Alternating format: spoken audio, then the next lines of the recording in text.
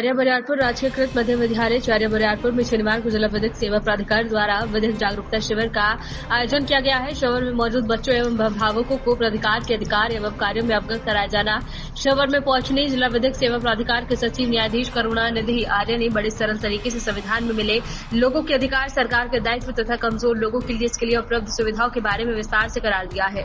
उन्होंने कहा कि आज छोटी छोटी बातों से भी बड़े झगड़े हो जाते हैं, इससे हमें बचना चाहिए, लेकिन यदि मुकदमा जरूरी बन जाए तो समाज के गरीब एवं कमजोर लोगों को भी न्याय पाने का पूरा अधिकार है। ऐसी स्थिति में विधिक प्राधिकार ऐसे लोगों के लिए हर प्रकार की विधिक सहायता मुहैया कराने के लिए तत्पर है। यह आपके हर एक सुख एवं दुख का साथी है। आपको अपनी परेशानी लेकर केवल प्राधिकार के पास जाने की आवश्यकता है। प्राधिकार सभी महिलाओं, सीनियर सिटीजन, दिव्यांग, अनुसूचित जाति जनजाति के लोग, किन्नर तथा ऐसे लोग जिनकी सालाना आमदनी 1.5 लाख रुपए से कम है, उन्हें मुफ्त कानूनी सहायता उपलब्ध करवाता है। यह उनको विभिन्न मामलों में मुआवजा भी दिलवाता है।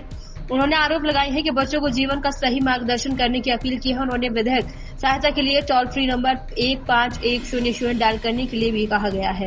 और पूरे बिहार वासियों के लिए भी कि अभी परमानेंट लोक अदालत फॉर पब्लिक यूटिलिटी पर्पस, मतलब कि रोज़मर्रा की समस्याएं जो हमारे साथ है, जैसे कि पानी, बिजली, आपको स्वच्छता, जैसे नगर पालिका, नगर पंचायत और पंचायत से जुड़े हुए मामले हैं, फिर आपका बैंकिंग से जुड़ा हुआ मामला है, इंश्योरेंस से जुड़ा हुआ मामला है, इवन हॉस्पिटल से जुड़े हुए मामले हैं। तो उन सब के लिए एक फोरम का गठन किया गया है जिसका नाम है अस्थाई लोक अदालत। तो वहाँ भी कोई निःशुल्क सुविधा है और जिन लोगों को समस्याएं होंगी वो एक आवेदन देने मात्र से। और मैं ये बताना चाहूँगा कि सिविल कोर्ट में हमारा ADR बिल्डिंग है, लोक अदालत भवन भी उसको कह सकते हैं। आप जैसे ही जाएंगे वहाँ पूछेंगे तो वहाँ फ्रंट काउंटर है, मतलब कि 10 से 5 तक एक आदमी फ्रंट काउंटर पे, मतलब भवन में घुसते ही बैठा रहता है आदमी। आप मौखिक अगर लिखना पढ़ना नहीं जानते हैं तो मौखिक रूप से आवेदन बोल दीजिएगा, वो लिख लेगा।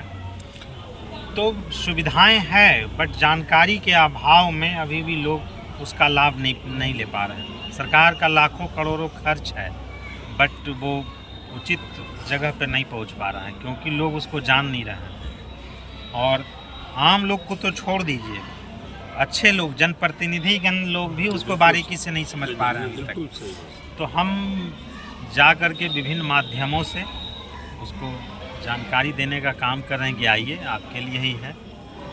और इसका धीरे धीरे हो रहा है, बट आप मीडिया बंधुओं से भी निवेदन है कि इसका प्रचार प्रसार करिए, लोगों को बताइए ताकि इसका लाभ ले सकें, जन जन तक इस जन जन तक पहुँचाया जाए।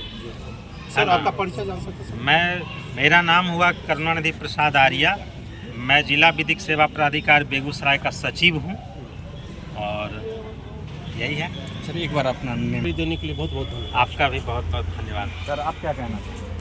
आपके साथ मौजूद है और भी बहुत सारी टीम है, क्या कहना चाहते हैं? जैसा कि हमारे आदरणीय सचिव जिला विधिक प्राधिकार महोदय ने बताया कि यह जो ये जो जिला प्राधिकार बना हुआ है वो राज्य के नीति निर्देशक तत्वों के अनुसार बना हुआ है, जिसे हम directive principle of state policy कहते हैं। उसमें जितनी भी बातें हैं जो एक आम जनता के लिए होनी चाहिए, वो सारी चीज़ें राष्ट्रीय विधिक सेवा प्राधिकरण, राज्य विधिक सेवा प्राधिकरण और उसके नीचे जो जिला विधिक सेवा प्राधिकरण है, यह 3 अंग हैं जो आम जनता के लिए काम करते हैं। इसका जो एक तरीके से कह लीजिए वर्गीकरण इस तरीके से किया गया है कि जिला में अगर किसी भी प्रकार की समस्या हो, अब जैसे मैं आपको एक उदाहरण के तौर पे बताना चाहता हूँ कि हम कोई भी, मान लीजिए कि इस समाज में हम रहते हैं, कोई भी झगड़ा हुआ तो सर्वप्रथम यह झगड़ा कोर्ट तक नहीं पहुँचना चाहिए। वह हमारे सरपंच और मुखिया, उसे ग्राम न्यायालय एक्ट कहते हैं 2008 में, उनके पास वो सारे पावर हैं जो कोर्ट के पास हैं, वह एक बनाए गए हैं कि वो उनके पास होना चाहिए। लेकिन यहाँ पे ग्राम न्यायालय एक्ट 2008 है, वो मैं ये कह सकता हूँ कि बहुत हद तक प्रभावी नहीं है। और प्रभावी ना होने का जो बहुत बड़ा रीज़न है वो आपसी सामंजस्य ना होना है गाँव में। तो जिस प्रकार से जैसे कोई चुनाव होता है तो उस चुनाव में भी लोग किसी को वोट करते हैं, मतलब अपना समर्थन जाहिर करते हैं। मेरा ये मानना है कि ग्राम न्यायालय एक्ट के हिसाब से सरपंच और जो मुखिया लोग हैं अगर वो एक्ट करना स्टार्ट करें तो काफ़ी विवाद जो है हमारे न्यायालय में नहीं जाएंगे। और अगर न्यायालय में जा रहे हैं तो न्यायालय में जैसा कि आदरणीय सचिव महोदय ने बताया कि एक बना हुआ है कि आप अगर कोई भी आवेदन देंगे तो हमारी पूरी टीम उसके साथ खड़ी है।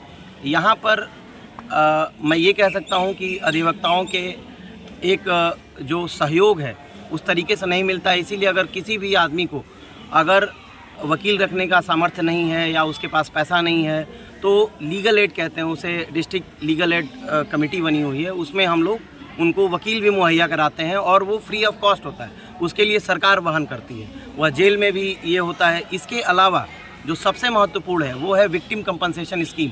अगर कोई भी आदमी जो पीड़ित है या पीड़िता है उसको सरकार पूरा पैसा देती है उसको पीड़िता डिक्लेयर करने के बाद। तो ये सब भी जानकारियाँ नहीं हैं। तो हम जितने भी लोग हैं या स्कूल है या माध्यम है, हम बस यही बताना चाहते हैं, उनकी बातों को आगे बढ़ाना चाहता हूँ कि अगर किसी भी प्रकार की शिकायत हो, सर ने जैसा बताया कि आप वहाँ पे पहुँचिए, एक आवेदन दीजिए, मौखिक आवेदन दीजिए, जो भी सारी चीज़ है आपको सारी जानकारियाँ वहाँ पे निःशुल्क मिलेगी और नंबर आपके पास है ही।